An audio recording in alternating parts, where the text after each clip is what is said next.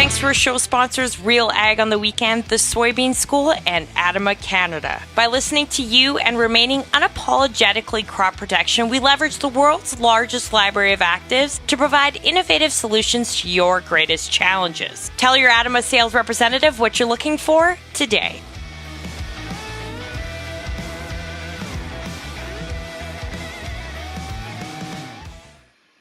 Hello, all, and welcome to this episode of The Agronomists. I am your host, Lyndsey Smith, and that was producer Kara's voice doing the read for me tonight. It has been a bit of a day, let me tell you, so thanks to producer Kara for the teamwork. She's behind the scenes tonight. We really appreciate it, and super excited to get going with tonight's call. Lots of action in the chat already, which I really appreciate. Great to see everybody. Warren, yes, agreed. It is already again Monday, and here we are. Warren was out scouting wheat today, and I will say I am a bit jealous in that most of the snow is gone where Warren lives, which is not that far from me. And I'm frozen. That's cool. We're going to roll with it. Uh, and the snow is melting fast, though, here too. So, Ray, who's over in Calgary, same idea. It seems like the weather has definitely made a turn for the better here. So, let's hope we can get going in the fields in just a little while if this warm weather keeps up. Okay, so quick reminder, of course, to all watching the program, if you do collect those CEU credits, head on over to realagriculture.com/agronomist tomorrow. Let us know you took in the program and get those CEU credits. Now, for tonight's chat, I have to tell you, this particular topic, biological products, is absolutely one of the highest demand, let's say, in that we always get questions, I get emails, I get DMs about it. And when I go to set up to do this show, because we've done this topic a couple times, it's always a challenge to find guests that are willing to take on any questions that, of course, people throw at them, and that are the ones doing the work. So I'm super pleased to have the team that we've got tonight to tackle these things. I want to remind everybody the comments are there.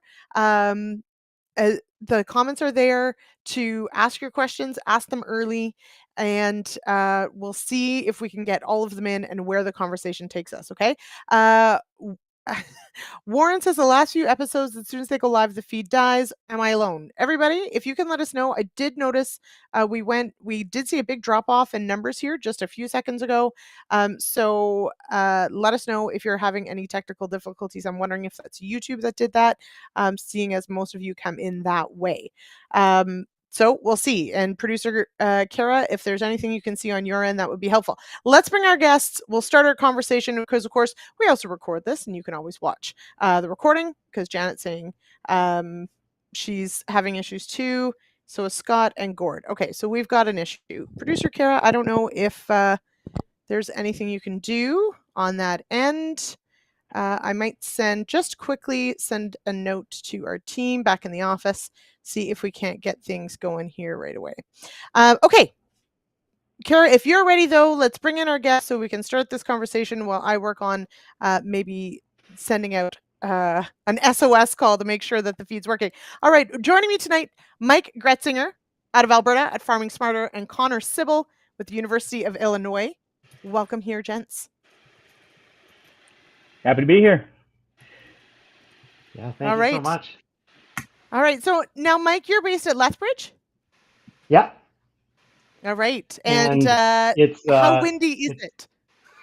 We've had a really strange year. It hasn't been nearly as windy as some. We had a lot of late snowfalls. So typically we get crazy Chinooks out here in southern Alberta. So we might get a foot of snow, and in the middle of December, January, it'll melt off. And then we'll get a snowfall again, might melt off. And so we've been working on this ultra early project for seeding ultra early durum. And last year we were seeding in February and March. This year we couldn't get in and seed in February or March, but I think probably tomorrow I'm going to go seeding the 0 degree day. All the snow is melted off, and it was about 20 degrees here today. And then who knows, it might snow again on the weekend. You never know around here. So totally. Yeah, yep. It's a different world. Connor, what keeps you busy where you are this week? Yeah, so I got to be careful. I know a lot of our guests are from a little further north than we are here in central Illinois. We're planting this week, so we're doing some soybean work. So happy to do that. Some of that has biologicals, so we'll see what biologicals do on early planted soybean for us. Okay, super exciting. Okay, so here's where I want to start. And it looks like some of our numbers are hopping back on. So producer Kara is going to look into trying to get the YouTube feed sorted out. But in the meantime, let's just sort of set things up with the each of yours experience with biological products sort of to date. So are you researching them? Are you evaluating them? Are you demonstrating them? What sort of is your work that you're doing so far? Connor, I'll start with you. What work have you been doing with biologicals to date? Yeah, so for those that aren't familiar, my role is a postdoc in a research program. Dr. Fred Bilo is a name I think many people recognize. So I've been working with him now 6 full seasons. It's hard to believe it goes that fast. So I did my master's and PhD with him in this biostimulant, biological, biofertilizer space. So the research side, to answer your question, that's really small plot research, getting down to the questions. 6 full seasons now, and I can tell you, our first 3 seasons, some moderate success here and there, but consistency things. We've learned some things. We've kind of better understand these products and how to position them. In the last 3 years, been a lot more exciting, consistent results coming out of the field. So my experience basically is that you're looking at 6 years small plot research, looking at different types of specialty products. All right. All right. And Mike, Farming Smarter is always doing all sorts of really cool stuff.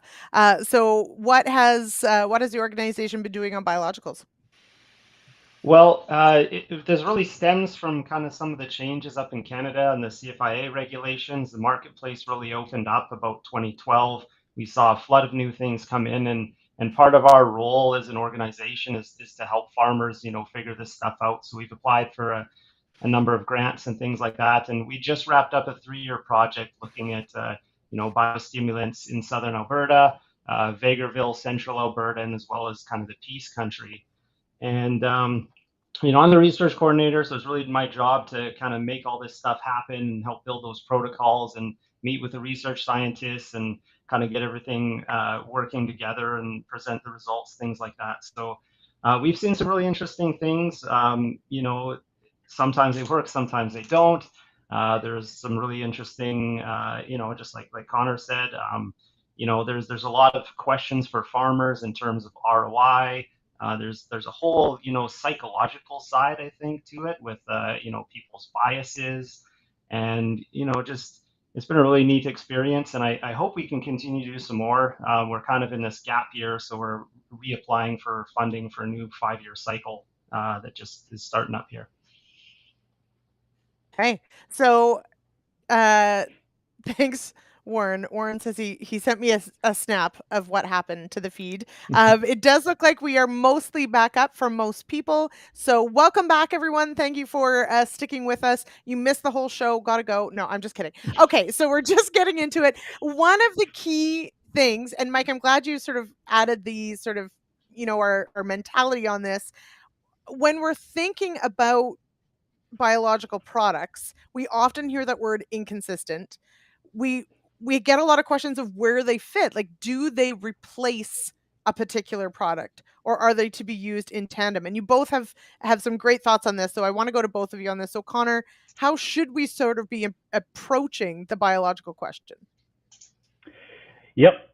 Great question to start with. And, I think the space has exploded so quickly, right? It seems like there's probably a new product every day. Somebody's knocking on your door saying, I've got the next best thing, you should try it. And it's kind of, how do we go from there? And so the first thing when I talk to approach growers is, why do you want to use a biological? Don't let somebody knock on the door and bring a product to you, right? Maybe it's the product you're looking for, but mostly it's, what on the farm do you want to change or improve on or make an adjustment with? And if that's a biological tool to get there, find the right tool for the job. And then it also just doesn't replace good sound agronomics, right? So if we want to throw one of the resources up, that first one I have, it's just a simple thinking about crop inputs, right? Starts with the seed. That's why you meet with your seed dealers, seed reps every year, pick the right genetics for the right field, not just the farm, right? The right field. Good nutrient management plan, good pest management plan, right? Those are things that take away yield, don't add yield, of course. Then we can start talking about something extra, specialty biologicals. So that's the approach I like to take. And I think it's coming on now. There it is. So the other thing too, I like how the arrows do connect and go full circle, right? Because some of these biologicals we do apply to the seed, or the biggest new surge I'm seeing is residue management. So maybe it's a biological we apply to last year's residues for next year's crop. But I would start in that top right quadrant. Seed first, then fertility, nutrient management. Don't forget about pest management. There's a lot of ways to approach that. Then we can have that next discussion about biologicals. Yeah, so Mike, you similar sort of idea in looking at it in sort of a tiered discussion or thought process in thinking about from a diet perspective. And so as humans, we think, our macros, our protein, our fat, our carbs, and then thinking about it, working our way through to where do biologicals fit in if we're going to think about it from that same idea. Yeah, absolutely. I've kind of made this analogy a number of times just for farmers in the field. If you think about say your macros, you've got your fat, your protein, your carbs, whatever. That's the basic building blocks you need. But then you also need certain vitamins and minerals to, build your cell structure, fingernail growth, and other things. And you'll see deficiencies just like you will in plants. But where do the biostimulants fit in something like that? Well, they're probably like these supplements, steroids, other sorts of enhancing type drugs or whatever. And I think that's probably where they fall in an analogy in terms of people versus plant health. I think plants are perfectly capable of growing without them, but what does a biostimulant do? It's there to enhance a process that's already happening. It's there to speed it up. It's there to make a number of different connections in a whole bunch of different ways. And so it can definitely, just like taking steroids can super improve your muscle mass. I think these biostimulants have the potential, if used in the right ways, to really improve, plant vigor, growth, yield, etc. But it's definitely finding out what those specifics are and nailing that down that is the very difficult part in the research for sure. So Connor, on that point, how how do you sort of decide? You've said you're like 6 seasons into looking at some of these things. How do you decide which ones to look at? How many years do you evaluate them for? How do you sort of get through that process to figure out what to even look at? Yep, another great question. And at university research, sometimes companies come to us, right, and we have those discussions about protocols and things like that. Other times we have a question in mind, and then we go find something that might fit that and get those moving forward. But when I think about testing, some of the key things in Illinois on our mind are nitrogen phosphorus management. And I think from a marketing perspective, that's what many of you are probably hearing, right? You can replace your synthetic nitrogen or phosphorus with these products, right? And maybe we can touch on that as this moves forward. But that's what we're hearing. That's the claims, right? So, but in Illinois, we've got the nutrient runoff issue with nitrogen, phosphorus going down to the Gulf and the algal blooms, right? So anything we can do to improve nitrogen and phosphorus use efficiency, maybe not replace, right? Improve the efficiency is certainly some of the questions we look at first. And then we always want to know what's coming down the road. So the last 2 years, we've been pretty heavy targeting some of this residue decomposition and cycling approach there. The second part of your question was, sites, years, all of that. So we like to have, 6 site years of data before we, really make a good claim. So what that means is I could have 3 locations in 2 years or 2 locations in 3 years, right? But 6 different combinations at least, and then we keep growing from there. So that's typical kind of approach we take. As agronomists, I call myself agronomist, right? And what's the first lesson they teach you first day at agronomy school, right? There's 2 tools you need to always have, or rather 2 words. It depends. And we, always use that as a joke, but it really does depend on the weather, the site, and those interactions. So, but yeah, quick summary, try and get 6 unique environments minimum if we can before we really stake a claim on something. And then nitrogen, phosphorus have been some of the key areas lately. So so Mike's got so little behind the curtain here. We have a guest chat so that we can all talk to each other. Besides, and Mike, great segue into sort of my next point. We sort of started this conversation with that discussion on that consistency, trying to get a consistent result, trying to figure out, or if you get a consistent result, can you figure out why maybe that differs from when you did, having enough site years, those sorts of things. So we often hear this, and Warren's got a question that I think might play into this as well, and I'll get to that in a moment. But Mike wanted to know, how often do you see different results from the same site? And so this is the question of consistency. So does that happen? Is it you get consistency at one site but not at different sites, or will the same site even give you inconsistent results? So the short answer is yes, the same site, can give inconsistent results. I've seen that in our own research. One of the things that we tend to see improves consistency is it's an additive approach to not replacement. So when I've been placing, largely thinking in furrow and starter, one of these types of biologicals with my fertility, we're tending to see improved nutrient use efficiency, more fertilizers getting into the plant accessible. And it comes down to those basics, right? So when we are doing base management and keeping things at a good productive level, and we're trying to just push it a little further, that's when we're starting to see consistent results. So pairing these products with a practice that we're already doing is when we're really getting there and improving on it. The earlier products, we're tending to see a little more consistency, largely because you think of, how seedling grows and develops. It takes a little bit before there's a root system there. And so anything you can do at that stage is a little more consistent from the biology perspective. Once you have a growing and active plant that is now responding to the environment, that's when a lot of the variability also improves on some of the later season type approaches. Mm-hmm. So, Mike, a great question here from Brett, who brings up, so Gabe Brown talks about biologicals working much better in a drought. Lethbridge, I'm not going to paint Lethbridge with the drought brush every year all the time, but Farming Smarter works in some pretty dry conditions, and it's been some pretty dry years. So do you think there might be something to that, or does the work you've seen not necessarily hold to that? Well, that's a really great question, Brett.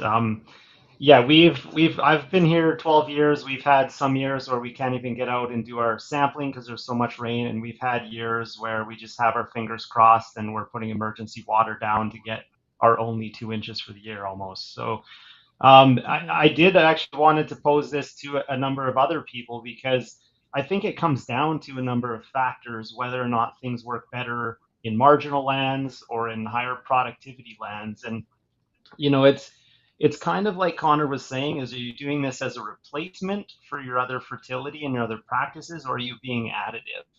And so Yeah. if you've got nothing else going down in a drought and you throw some sort of biological product on, and there's some that claim to improve heat stress or drought stress, maybe protect against flower blasting or things like that, and it's very specific that way, then I think there's a chance that that could work. But I think in a lot of cases, unless it's kind of this additive thing and your base level, moisture and nutrients and other things are met, then you're probably not going to see an effect. And if I can, I never sent you guys the slides, but if I can check through our data in the background here, I'll see, because I know we had a couple of years where we had some drought at some of our locations, and I think they still saw some pretty decent yield effects from the trials. But again, in the wetter years, it was kind of the same. So I don't know what you think about that either, Connor.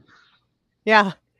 Yeah, well, I have one quick comment on that, right? So it also depends, what type of product. Is it the right product for that drought scenario, or are you just hoping it'll have that benefit through another mechanism? But one of the things to think about, I get up every morning and I watch the 10-day forecast, and I can see what's coming. Now, I have not yet met a grower that has cable TV hooked up for their corn, canola, soybean crop so that the crop can watch the 10-day forecast, right? But Right. The way that plants respond to those stresses is there's a natural process. And some of these biostimulants can help stimulate that or convince the plant to react sooner, but it's a proactive. And so if it's reactive, you may not see the response. But if you say, yeah, I think 8 days from now, it's going to be super hot and dry, so I'm going to apply in 5 or 6 days, build that defense, and so that crop is ready, is one perspective. But then again, it comes down to making sure you got the right product for that crop and scenario. And being able to trust your forecast. So there's that too. Which that's a whole other show. Okay, so a couple questions have come in on the water we use when applying some of these products. And a couple of them sort of all relate to the same thing. So Warren says, how big of an issue would treating spray water with an algae treatment like dry copper sulfate be on the efficacy of biologicals? Or what about chlorinated water from the town source? And Janet weighs in saying rainwater or these sorts of things would be best. Now, we talk about water quality in spray efficacy for any product, fertilizer, herbicides, all these sorts of things. We do need to know what's in our water. Is it a bigger concern because we're dealing with a biological product? Do we need to worry about treatments, other things? Have you found anything causing an issue, Connor? Yep. So I can just allude to, quickly, yes, pH is too far in one direction, chlorine, even, if you're adding to starter fertilizers, I know some of these products really don't like zinc. So there are different scenarios, and different products are more sensitive than others, right? So if we talk about the microbe side of things, the bacillus tend to be kind of hardy, they're spore forming. if it's not a bacillus bacterial product, if that active ingredient on the jug isn't bacillus, it might be one of the more sensitive ones. But definitely there are things to consider. And I liked your comment. You said, know your water. And I don't think many of us do as well as we should. The other thing is minimize the time, right? So soil is a pretty good buffer. So mix and go is the best approach. I understand things happen, or you get halfway through the field, it rains, you got half a mix sitting there. But the best thing is just, mix and go is the fastest way to get around that. So Mike, when you're working trials, do you test water quality? Do you treat water first? Like, how does that usually work, especially with these biologicals? Do you worry about the water? That's a really good question. It really would depend. I think most of the products we were using are basically tap safe. I know in Southern Alberta, we tend to have pretty hard water, but I think like our Old Man watershed gives really good water, and our whole irrigation system is pretty state of the art. So there are some new treatment things that a lot of farmers are looking at, and there's some hydrolysis type things, and there's some different filtering techniques and other things. And so we're hoping to be able to test some of that stuff in the future. And I think looking at biologicals would be one way to see whether or not it's actually worth the investment. I'd say though that most farmers are just using the water that comes out of their pipes, or they're relying on the rainwater or whatever. So that's how we tend to mix all of our things up. But that is a really good point about the water quality. Is also just that there's also possibility for antagonisms and other things. And so, in our trials, we've seen some of these biostimulants have really had a pretty good safening effect, but others have had like a catastrophic effect if mixed with the wrong kind of herbicide. So it's something to really pay attention to, especially if you're hoping to kind of kill two birds with one stone and, put your herbicide down and then put in a biological or something like that at the same time. Mm-hmm. Usually it's, I guess that's leading edge, right? Or bleeding edge, as they say. If you're going to be the first one to try it, you get the mix up on your farm and it glues everything up or makes it hurt the plants or whatever. So lovely. If anybody wants to share their disasters, I'm perfectly happy to connect everyone here for sure. All right. So we've got so many questions coming in. Want to get to lots of them, and we've got lots more slides. But just quickly, producer Kara, if you could run our first or second shout out, I guess, to our sponsors tonight. Our sponsors tonight are ADAMA Canada, Real Ag on the Weekend, and the Soybean School. The Soybean School on Real Agriculture is an agronomy and issues video series that allows soybean growers to learn on their own time and at their own pace in order to become better growers in the long term, thus improving the overall health of soybean production in Canada. The Soybean School is made possible by support from Syngenta Canada, Pride Seeds, and BASF. Find out more at soybeanschool.com.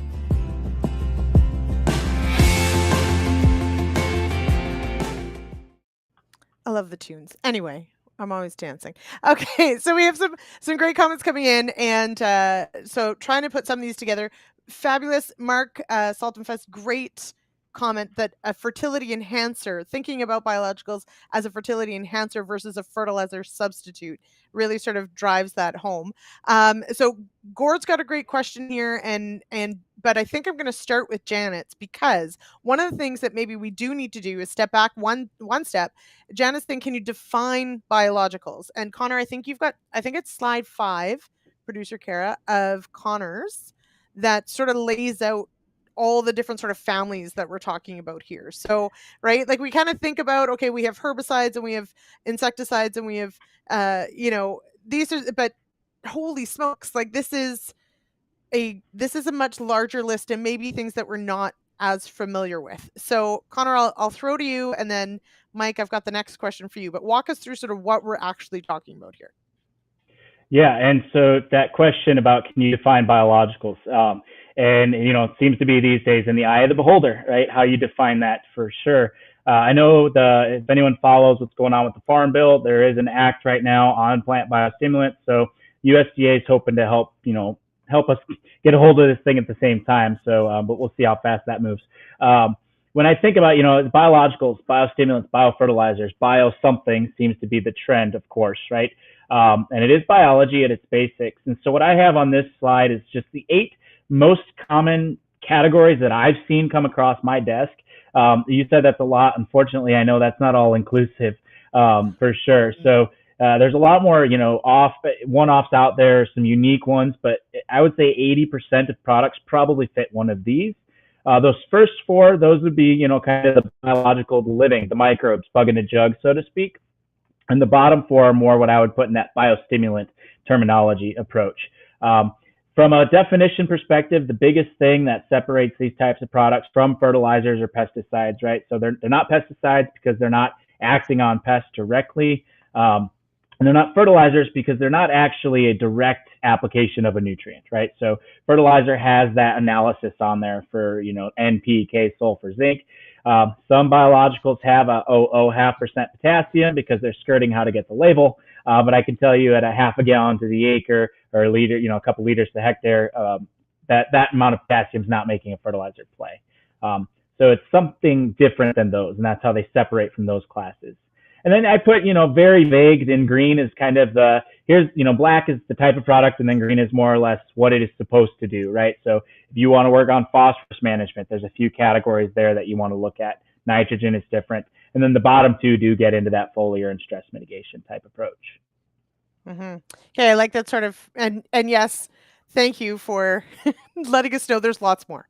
So, but I think it is a good it's a good starting list, but it does sort of explain or give hints to why this has become a bit of a nebulous topic, even if we've had a bit of time to see some of these. I know there's differences on both sides of the border, but as Mike alluded to, we are seeing more of these, and how do we sort of figure out where they fit and what they do and those sorts of things. So great list. But that brings us to John's point, and we cannot have this discussion with either bug in a jug or enhancers or stress mitigators without somebody bringing up the word snake oil. So John did it, so I'm going to go with it because Mike, you've got sort of a great discussion for this as well. But John said, I've heard the word snake oil. How do you debunk that? Because there's no doubt that biologicals are in our future. Old habits die hard. So how do we sort of separate the wheat from the chaff, if you will, and actually drill into what makes a reasonable product that we should be trying and what maybe is something that might be a little scary, maybe not as on the up and up. So Mike, how do you approach this question? Well, I've got about at least 3 different directions to go, or main points that can speak to that question. The first is Kara, if you can bring up kind of slide 8, just separating plain snake oil from sanity and other things. There's a lot of really basic things that a farmer can do. And, if your company lists the active ingredients, if they give you the percentage, if they give you an analysis of the product and it says, it's got this much cytokinin, 1%, magnesium, micronutrient blend, and all this other stuff, at least you can be a little more confident that it's not some magical elixir type product. They've got, at least some chemistry and other things behind what they're selling. So like Connor was saying, if you look at that list, there's a huge potential of different things. Some companies are out there scraping seaweed off the ocean and then claiming putting that on your plant is going to do a whole bunch of stimulating things for that plant. And whether or not that works is something else to be decided. But, so is the product they're selling, is it, a realistic promise? Are they promising you 15 bushels an acre? Are they promising you, 4 or 5 bushels an acre? A lot of the companies that we worked with on, the project that we did and other people that I know, they'll put a guarantee and say, look, if this ROI doesn't work out, we're going to give you your product free, or we're going to pay for your stuff next year or something like that. And, they'll walk through the numbers with you and crunch the numbers and stuff like that. So that would be one point.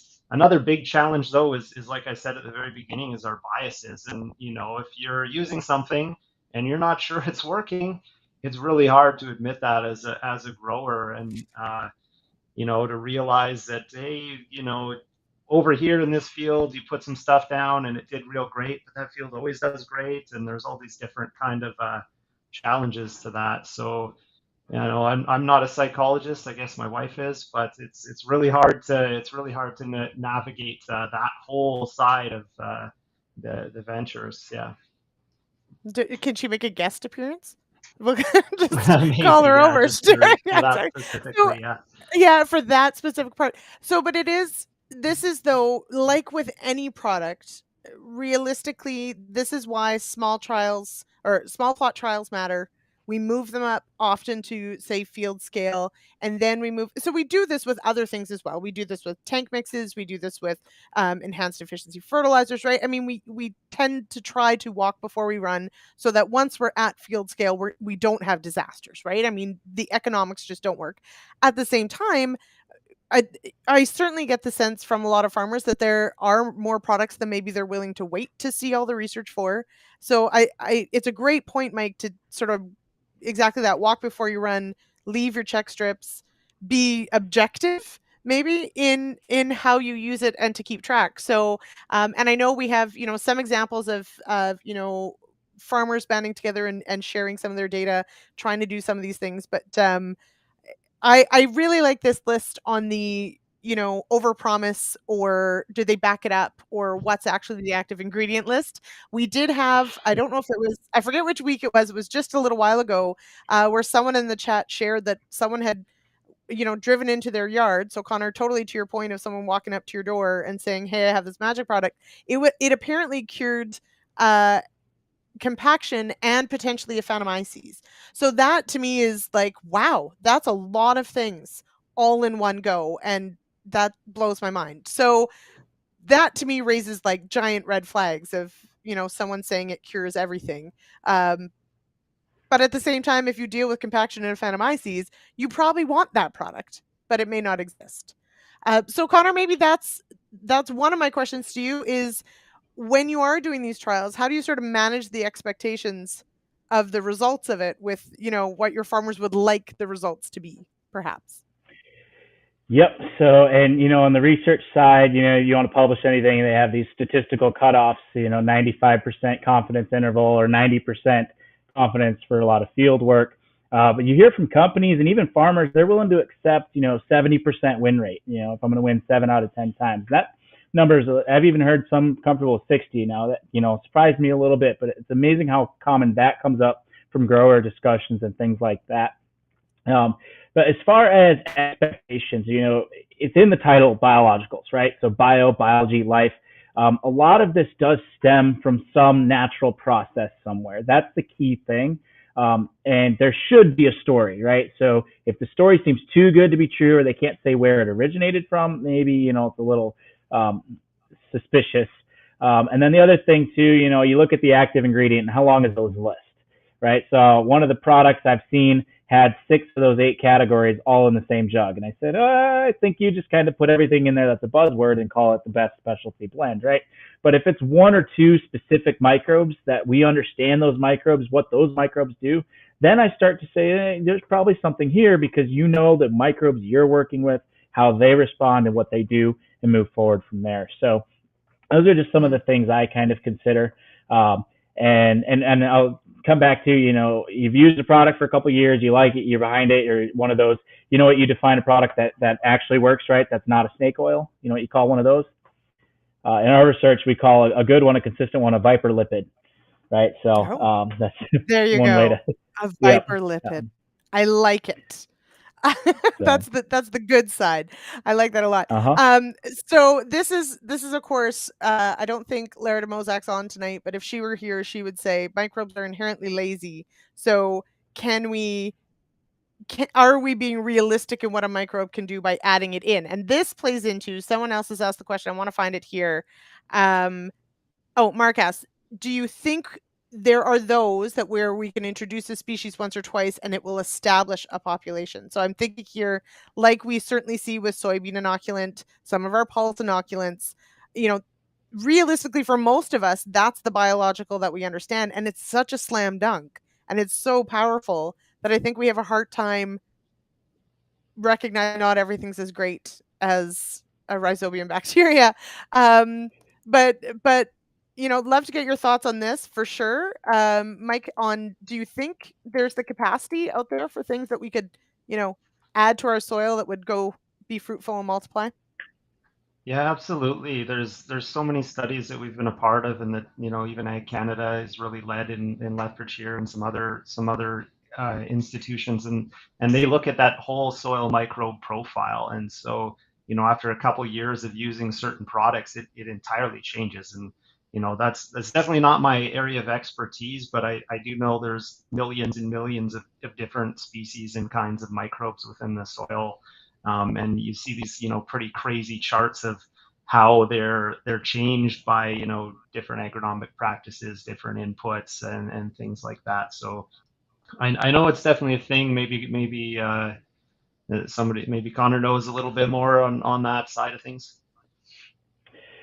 Yeah, well, and there's a great discussion on one of your former previous, not too long ago, the soil microbes discussion. It was good. It talked about how communities change, or rather don't change as fast as we think.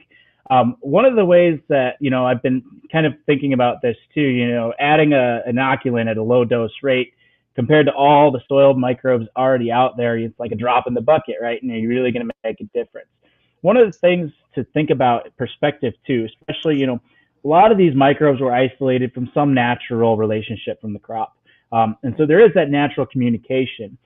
But when you think about our cropping systems, right, our cropping systems today are not naturally what they were. We're producing high yields because we have to provide that demand. And so we supplement with fertilizer, right? We try and make sure that crop has everything it needs to get a large amount of biomass yield in a short time period, right? Because we know the soil has nutrition, it just doesn't release it fast enough. One of the things and concepts we've kind of been looking into is these microbes are kind of a similar way, right? So we're pushing our crops to levels that they wouldn't do naturally. So do we need to supplement some of the microbes to keep that ratio constant moving forward? Now, that's the idea of the perspective, right? It's easy for me to tell you on the call and then to tell you expect that in the field. But that's why we do like looking at seed treatment and in furrow, right? Making sure we can optimize the microbes where the root will be. We tend to see that gives us better responses than trying to just broadcast on the soil or an in-season dribble from that perspective. I don't expect some of the bacteria type things to actually build and persist from an application perspective. I think it's kind of just a little push, a little spike in time that's enough to induce a crop response. One of the things that does interest me, and this is just comments and things of curiosity, no-till systems with the fungi species that can develop the hyphae and build a network. Maybe there's some way to build or adapt the fungal community in a reduced tillage type scenario because of just the nature of how they grow and proliferate. So two things. One, many shows, it's rare a show doesn't go by that don't mention livestock. But the way you're talking makes me think about how when we're feeding livestock, we have ruminants anyway, you change your mindset from feeding the animal to feeding the rumen biome, right? You're feeding the microbes of the rumen, and that is what feeds the animal. So similar sort of thinking there. But Gord brings up exactly what you've mentioned a couple of them now, whether it's tillage or some of our other practices. So Gord Spexinator's question is, are there common agronomic practices that might prevent biologicals from working? So in any of your work, Connor, have you been able to link anything with, this has worked better in that system or back and forth? Yeah, so in general, I don't think we have a direct, we know this practice specifically can either make things better or make it worse, right? One of the things that I do think about, though, if you're in a manual cultivation system, inoculating with an AMF that explores the soil profile, it may not be conducive, right? Because we know our crop roots really don't, in a 30-inch row, cross the row, right? But the hyphae of those fungal AMF might, and then if you manually cultivate, maybe you'll disturb some of that network that you built. So in that case, maybe, I don't have anything to back that up, but just understanding how that fungi grows and what manual cultivation could do. But some might argue that cuts the hyphae up and produces more inoculant at the same time. So, it's one of the things that as agronomists these days, we're being challenged more and more to think and understand microbiology and that approach. But definitely starter. I guess if it's going in furrow, some of the micronutrients in starters, there are some of the living microbes that are not too synergistic with things like zinc and sulfur. Okay. Mike, Farming Smarter obviously does a lot of zero-till work, but not exclusively. So have there been observations on what systems may or may not be more conducive to biologicals? Oh, that's a good question. Or did we just add it to your list? Compare the two in our study. No, we didn't. This year. Yeah, but that's something I'm probably going to bring up now. So I like it. Good. This Okay, is write it where we down. get all our good research ideas for sure. That's right. Conversation. Yeah, and we did look at like we looked at our staple crops, so wheat and canola and peas, and we just for our study what we did was we cropped a number of different products that were commonly available here, and we cropped the same product. We applied like a seed treatment, something with herbicide, something with fungicide, and then we grew canola one year, peas the next year, wheat the next year. We kind of kept following up, and we were hoping to see like an additive type approach and that sort of thing. But we really focused on, yield. That's at the end of the day, all of our farmers really care about yield, and it can do all these other great things and change the soil microbes and whatever. And if it's not helping their bottom line, they often, they can't justify it as a business. And unfortunately, Hmm. whether that's good or bad, I mean, that's up to them. I research, not farm, so That's right. but yeah, I think it's a really good idea. We've seen definitely big differences. We like to think, around here that everything's the same, but we've got a piece of land right next to me over here that's been no-till for 20 plus years before our organization even morphed into Farming Smarter. There was other groups farming that land, and then there's a piece across the street that's irrigated, and we have to manage and do Mhm. things entirely differently. So Differently. that's Yep. it's a really good point for our area at least. Yeah. Well, and sorry to add to your list, but at the same time, there could be a really neat study you could put together just because of your unique location that could maybe look at some of these Mhm. things. So that's sorry, but not sorry. Okay, I'm going to ask producer Kara if we can go to our last sponsor read, and then Jason Vought's got a great question. I think that's probably going to take us through to most of the rest of the show.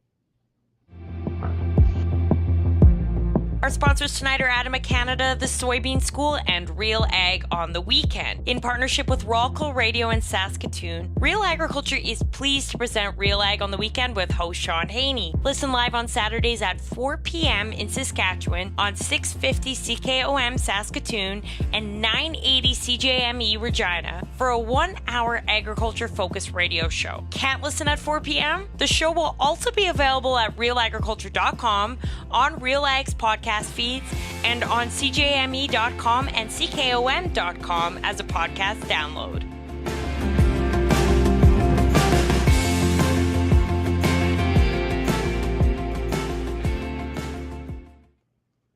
All right, I got to remember to stop dancing before the lights come back up. Okay, a great question, and yes, super exciting. We do have a new radio show, as you heard, in Saskatchewan, which right now is on Manitoba time, so that's 6 p.m. Ontario time. Not that you can hear it.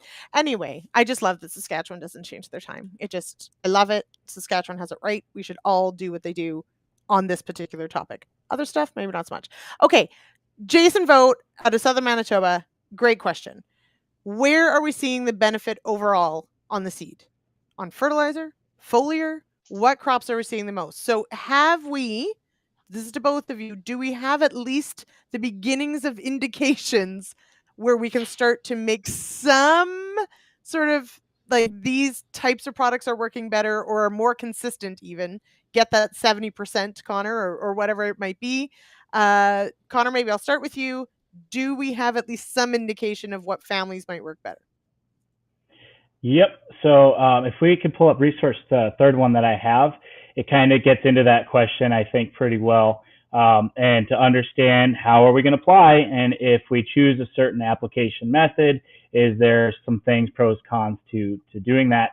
One of the key things that is often in the marketing pitch is there's often a free ride of application. That is, most of these products are going out with something else you're already doing, which, by the way, comes back to where I said the good basic agronomics, right? So seed treatment, of course, is every acre because you got to plant the seed to have a crop. That is crowded real estate, right? So how many different things can you coat on a seed and expect them all to be 100% at their best? And earlier planting, cool, wet conditions. I'd probably prioritize some of the pesticides over the biologicals on a seed treatment perspective. The other thing to consider, there's biological seed treatments that are that biopesticide category. Bacillus subtilis, I think there's a specific strain, MBI 600. That's a biofungicide that grows on the root, right? That keeps pathogens from getting into the root. But if you inoculate with a microbe that's a good microbe that needs to get to the root, right? Is there an antagonism there? Maybe it's in furrow if you have that capability. Put it in with the herbicide, right? This one I've got questions for. The biostimulants that mitigate stress from a foliar perspective. Oftentimes say put it with the herbicide. So my question is, does that also mitigate the stress of the weeds that you're trying to kill with that same herbicide, right? So there's a challenge too to understand, do biostimulants in that application change your herbicide efficacy? And I don't know, so that's a question I hope, somebody starts to tackle there, maybe with the fungicide. And then getting to the question about where we tend to see. So we have been coding now, and we're going to get some of this research out here for more public information. Coating something on the fertilizer tends to be doing better than the fertilizer by itself, and we're seeing some good responses on crop residues as well. And then in furrow with starter. The key thing there, and it goes to one of the comments I saw, how can adding a few microbes change the pool in the bucket? When we put just the microbe by itself to test, spraying it or in furrow with water as a carrier, our inconsistency is really all over the board. But when we add it with the fertilizer, that's really where we are seeing the success, largely phosphorus. And I can summarize that pretty briefly with this. Phosphorus, when we apply it to the fields, it's not that it's gone, right? We know phosphorus leaves the fields if the soil's left the field through erosion, but largely it's that the phosphorus is no longer available because it's negatively charged and loves those cations. A lot of these bacillus microbes are really good at separating phosphate from cations. And so when you put it with the fertilizer, right, you hear the marketing of it replaces phosphorus.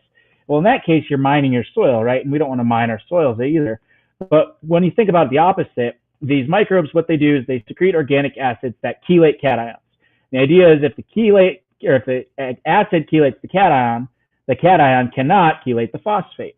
So we actually tend to think, and I don't have specific microbiology data, but our uptake data would suggest it's keeping phosphorus fertilizer available.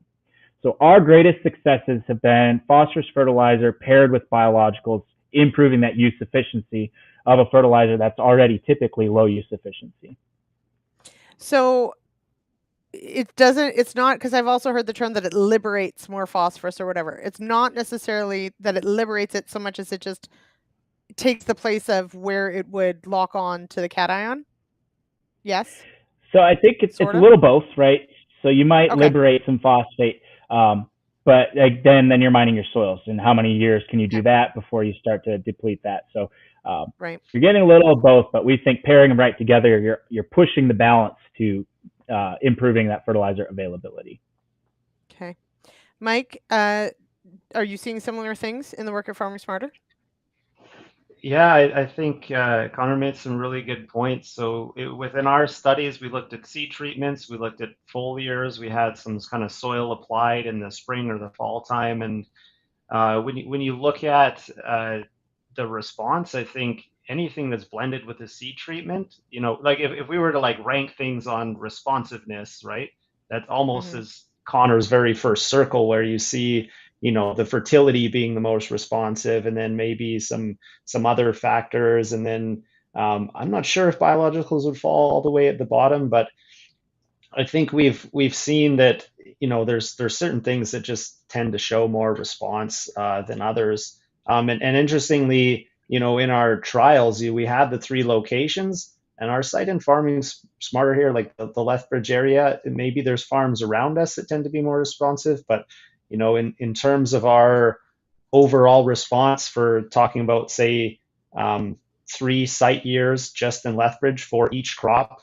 I'm trying to pull up that slide here. I think we only had, what did we end up with total? 1, 0, 2, 3. So about 3 of the 9 years we saw some sort of response.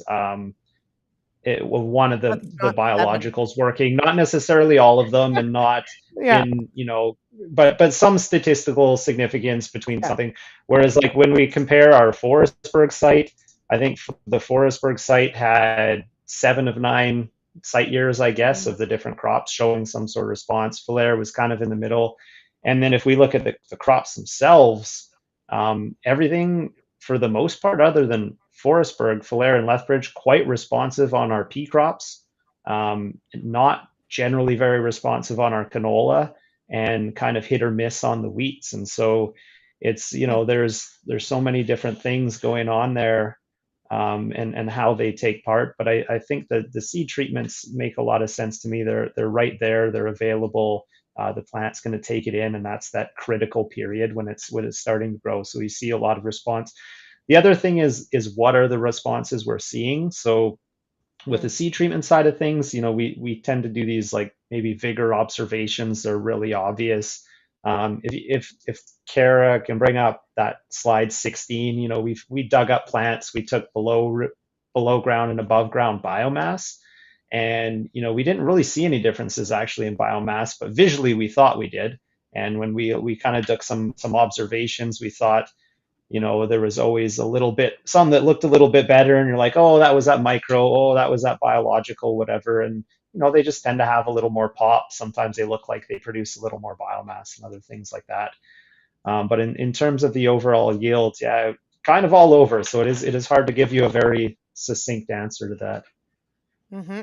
So when you bring up the other point too, is that we're also pairing, like Connor's list, what product, what are we trying to do with it? And then there's also crop type in the mix, right? So, are some of these going to work a lot better for a corn or a wheat or a canola or a soybean?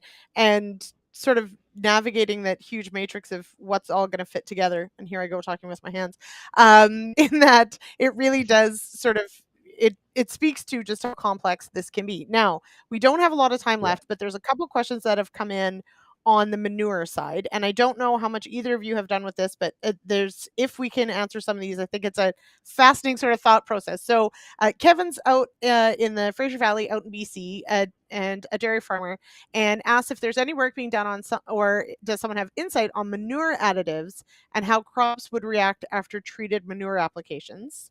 So that's one of them. And then there's another follow-up one. So I'm not sure if either of you have any experience with how additives may impact the with treated manure. And I'll find the other one because we can maybe put these ones together. Mark Davis asked, much difference in biological efficacy between livestock manure-based fertility farms versus purchase fertility-based farms. So two different things, but sort of similar in that. And I think to Mark's point, it's a bit of that question of, does the makeup of a manure, a field with manure history, does it have a different biological background that you're dealing with? And is that a plus or a minus? Because based on this conversation, I don't know that it's that cut and dried. So either of those, I'll leave it up to you. We've got a couple minutes left for this free for all on manure. I see you're just. I can. All right. Yep. So I can make a few comments. Okay, got it. Go ahead. Go first. The easy thing for me is I don't have access to manure systems here yet. I'm working on that because I did a lot of these types of talks this last winter, and that conversation has come up with every single one.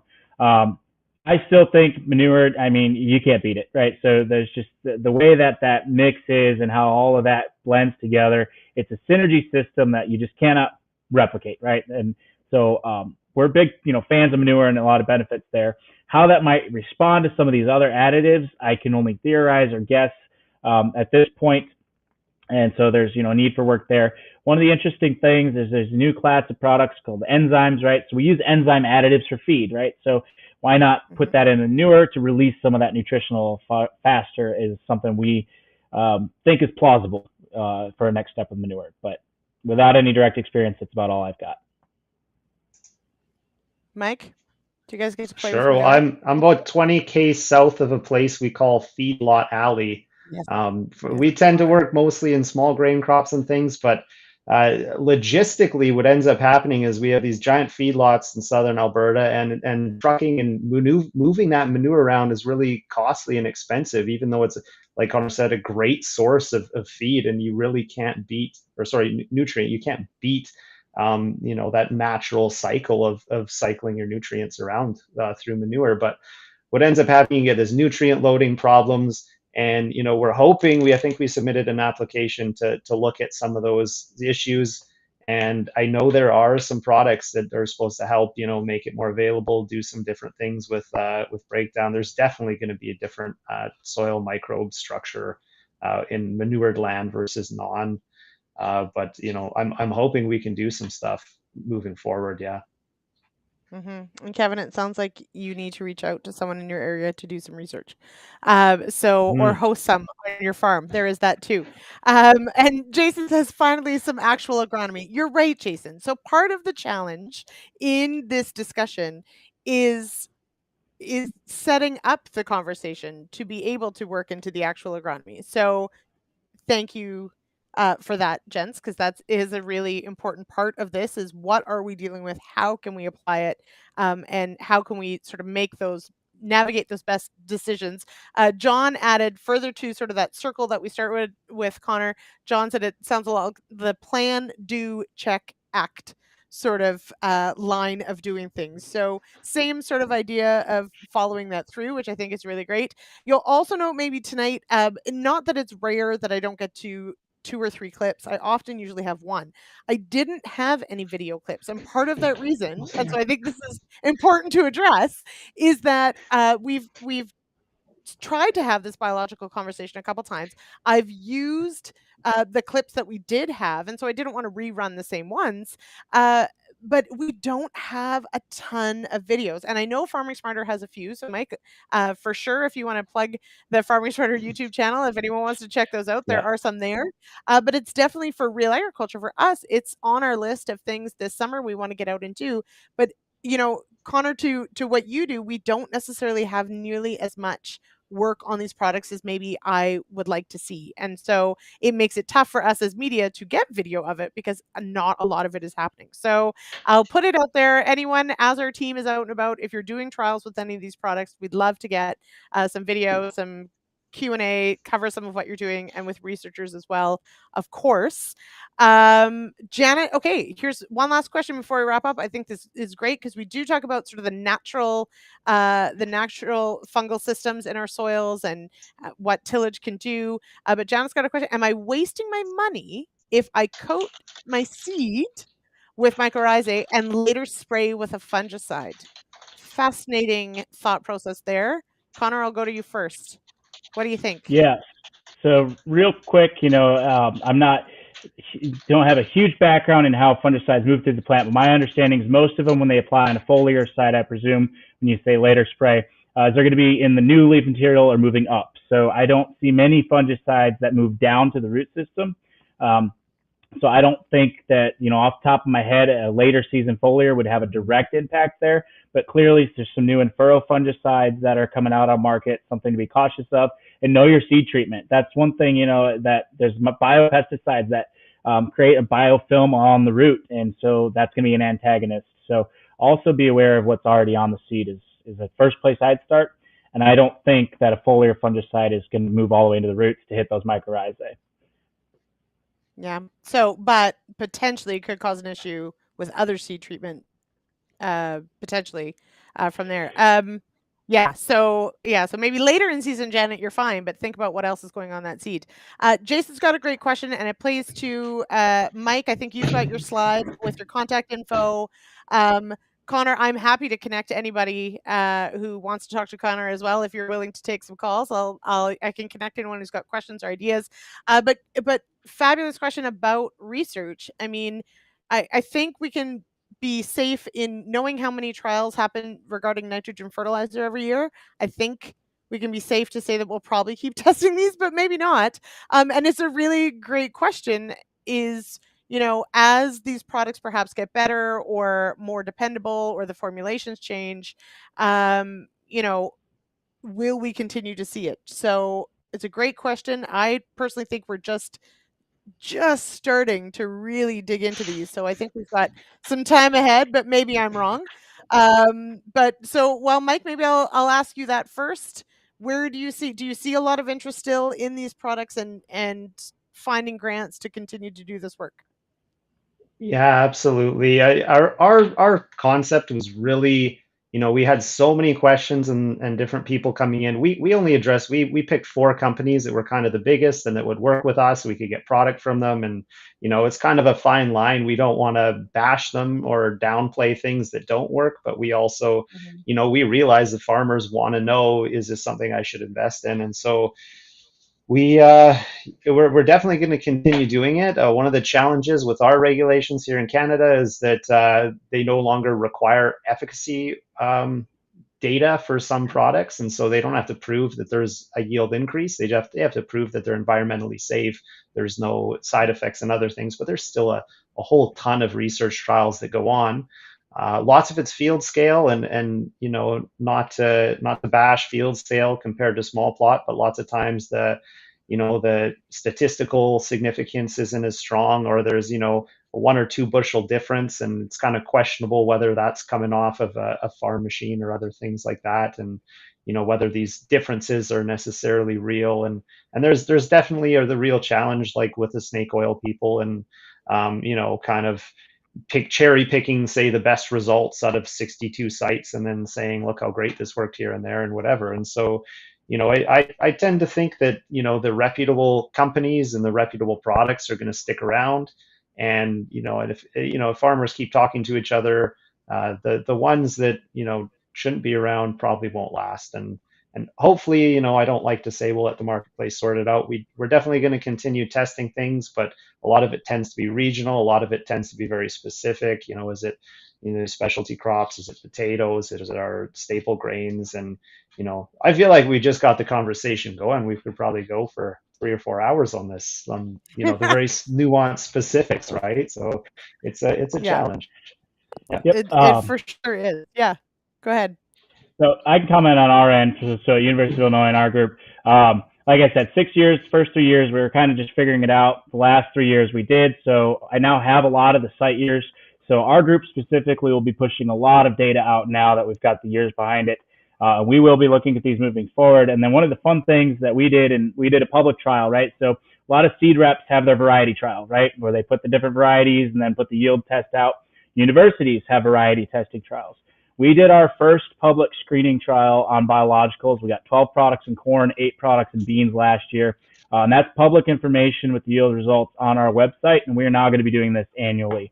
And so that's posted on our website along with some other resources. We finally brought it out of the dark ages. So that's cropphysiology.cropsci.illinois.edu. And if anyone follows my Twitter, it's in my description there. So we are listening, and we are pushing to get more public studies, and a lot of companies that want to test with us, we kind of start there and say, can we talk about it? And that helps us also kind of move forward. Those that are willing to have us talk, we're going to be putting those numbers out. So, yeah, fantastic. Good. And yeah, excellent. It's right. Twitter is an excellent tool to connect people. So track them down. And you're right, Mike, we could keep talking about this, and we will. I'm pretty sure this is a topic we're going to cover a couple times a year going forward, because there is just so much to learn, so much more to know. But I thank both of you for spending time with us tonight and sharing some of the results of the work that you're doing. So thank you, Mike. Thank you, Connor. Absolutely. Yep. Thanks for having me. And if I come back, I'll try and find a better camera there for you. So it was a pleasure. And great question. I love it when there's an active chat. So keep those questions coming. And that's where our researchers get our next questions too, right? So awesome. The research isn't as valuable if it's not answering the questions you have. So keep those questions coming. Yeah, I agree 100%. Yeah, having those conversations, we get all our great ideas. So feel free to look me up on Google and give me a shout. Fantastic. Yeah. And yes, I very much thank you to everyone who is here, who asked some fantastic questions. I really do appreciate it. The show is just always so much better when we can use what's top of mind for you. So let me know. Thanks again for joining us tonight. Head on over, of course, to realagriculture.com/agronomist. Let us know you watched the show and get those CEU credits. Quick note, next week, the Real Ag team is meeting in Calgary for our annual summit. And so there will not be a show next Monday, but I will be back the week after. I think we're going to talk about wheat. I don't know. Wheat Pete seems to think that it's about time. It's been a couple weeks. So thank you, of course, to our show sponsors, to ADAMA Canada, to the Soybean School, and to Real Ag on the Weekend. And thank you all for joining me here. I'll see you in a couple weeks. Cheers, everybody.